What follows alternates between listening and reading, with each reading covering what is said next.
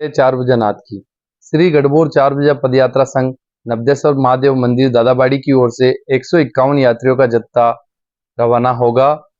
वो 151 यात्रियों का जत्था श्री नवदेश्वर महादेव मंदिर शिव मंदिर दादाबाड़ी से रवाना होगा, जो पंचमुखी दरबार, राधा कृष्ण मंदिर खटीक समाज, बड़ा मंदिर, पेच के बालाजी के दर्शन करते हुए यात्री आगे प्रस्थान करेंगे।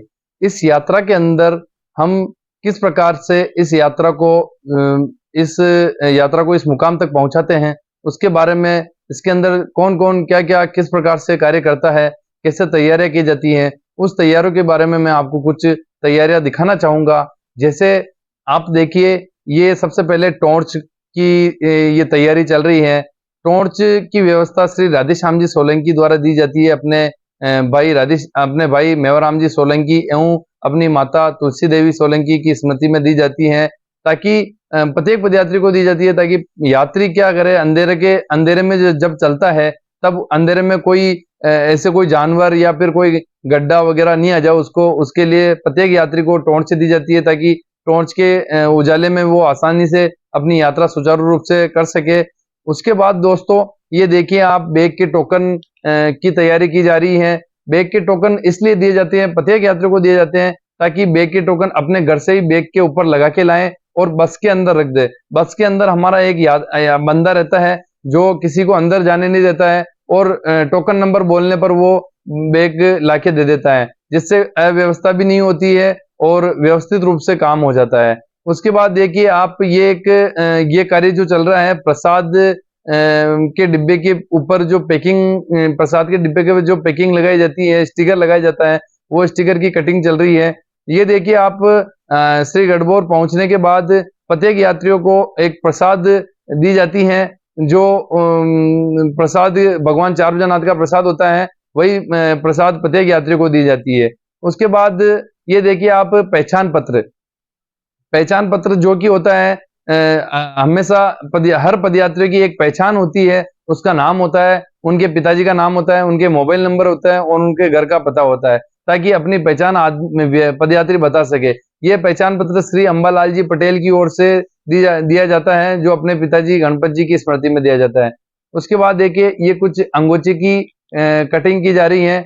ये कुछ अंगोचे की कटिंग की जा रही है, जो अंगोचे संघ के द्वारा, पदयात्रा संघ के द्वारा दिए जाते हैं, और ये अंगोचे जो हैं पदयात्रियों के बहुत कामदायक होते हैं। जैसे कहीं भी हम नहाते हैं, बीच रास्ते में कहीं भी नहाना करना होता है, तो अंगोचे के माध्यम से हम अपने शरीर को आसानी से स्वस्थ कर सकते हैं, और कहीं भी सोने में, कहीं भी ओढ़ने में ये अंगोछा बहुत कारगर होता है।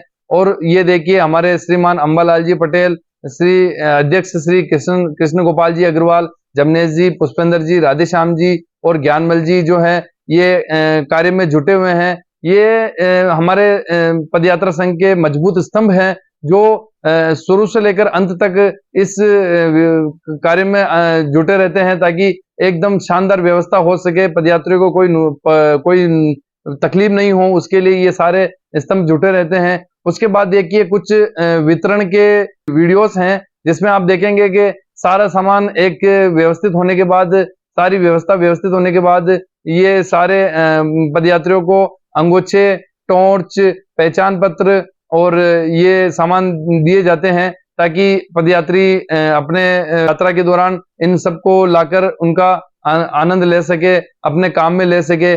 उसके बाद दोस्तों, मैं आपको ये बताऊंगा कि जैसे हम ये यात्रा यहाँ से श्री गढ़बोर चार भुजा पदयात्रा संघ की यात्रा श्री नवदेश्वर महादेव मंदिर दादाबाड़ी से रवाना करते हुए हैं, वहां से आपको 10 सितंबर 2024 प्रातः 7:30 बजे से ये यात्रा रवाना होगी, जो कि पंचमुखी दरबार के दर्शन करते हुए, उसके बाद राधा कृष्ण मंदिर खटीक समाज के दर्शन करते हुए, उसके बाद बड़े मंदिर पेच के बालाजी होते हुए रिक्को तक पहुंचती है। रिक्को के बाद ये यात्रा गुरला जाकर सबसे पहले सुबह का भोजन करती है। सभी पदयात्री गुरला पहुंचकर भोजन करते हैं, बारी बारी से यात्री पहुंचते जाते हैं और भोजन करते जाते हैं, और अपनी यात्रा वापस सुचारू रूप से चालू कर देते हैं। उसके बाद दोस्तों, ये यात्रा नाइट होल्ड, जैसे रात्रि विश्राम, अपने विद्यापीठ स्कूल बुनास में करती है। वहां पे रात्रि का विश्राम करते हैं और रात्रि भोजन वहां करते हैं। रात्रि विश्राम करके सुबह, कई यात्री सुबह 3 बजे ही निकल जाते हैं, कई यात्री 4 बजे निकलते हैं, कई यात्री 5 बजे निकलते हैं, वापिस अपनी यात्रा सुचारू करने चले जाते हैं। उसके बाद ये गंगापुर में सुअलका फार्म हाउस है, वहां पहुंचते हैं, सुबह 7:30 8 बजे पहुंच जाते हैं और वहां नाश्ता लेकर वापिस यात्रा चालू कर देते हैं।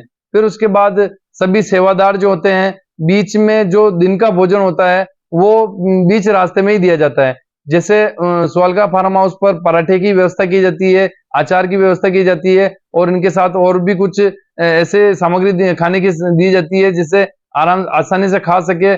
जैसे टिफिन पैक किए जाते हैं और सुअलका फार्म हाउस से आगे जितने भी यात्री चले जाते हैं उनको दिन का भोजन दिया जाता है।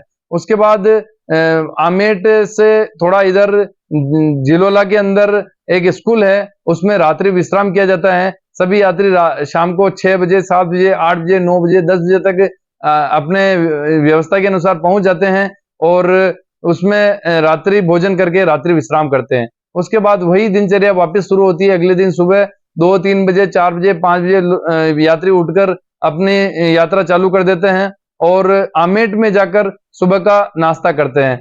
आमेट में सुबह का नाश्ता करने के बाद यात्री वापस अपनी यात्रा चालू कर देते हैं, जिसमें वही दिन का पैकेट वापस दिन का भोजन का पैकेट दिया जाता है सेवादारों द्वारा। हर जगह जैसे कहीं भी यात्री पहुंच जाता है, कोई 5 यात्री यहाँ चल रहे, कोई 5 यात्री आगे चल रहे, कोई 10 यात्री कहाँ चल रहे, तो वहां जा जाकर सेवादारों द्वारा उनकी भोजन का पैकेट दिया जाता है।